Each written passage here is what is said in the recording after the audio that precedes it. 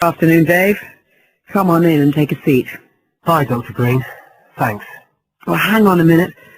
I'll just find the first draft of your project paper, and we can have a look at it together.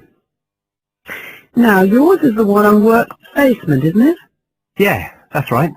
So what made you choose that for your project? Well, I suppose it was because sending students off to various companies for work experience seems to be such a typical part of educational courses these days. I mean, even school kids get to do it.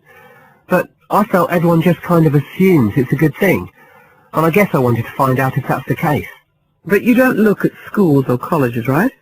You've stuck to university placement schemes. Yeah, well, I quickly found that I had to limit my research. Otherwise the area was just too big. Do you think that was okay? I think it's very sensible, especially as the objectives might be very different.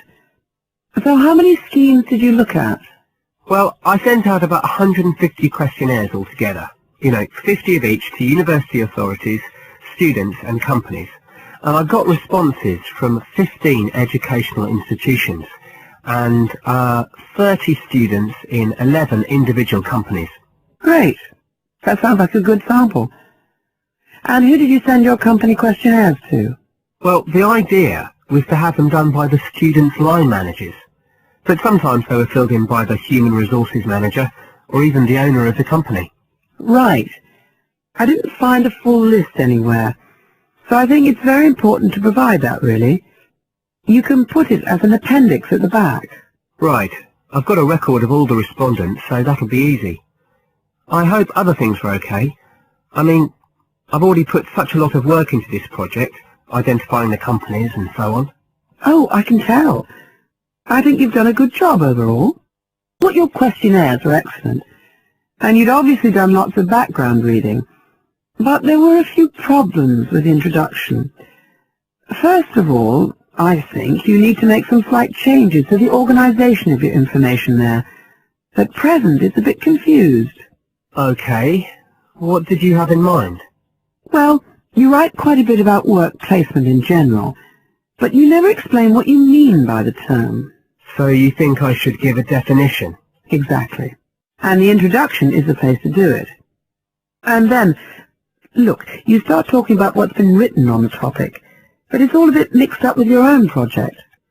So do you think it would be better to have two sections there, like a survey of the literature as the introduction, and then a separate section on the aims of my research? I do. You can include your methods for collecting data in the second section too.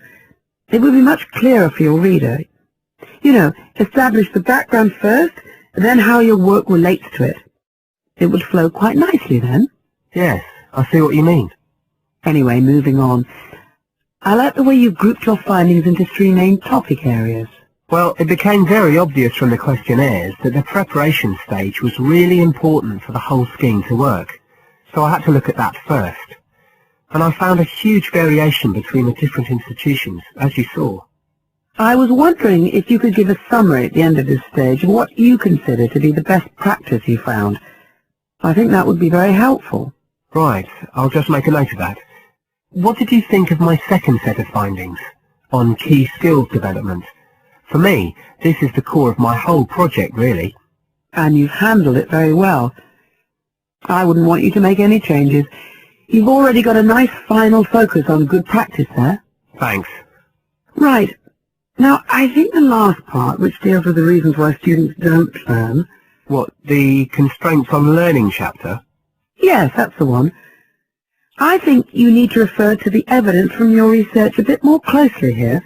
Maybe you could illustrate it with quotations from the questionnaires, or even use any extracts from the student diary if you can, and refer back to what you've written about good practice.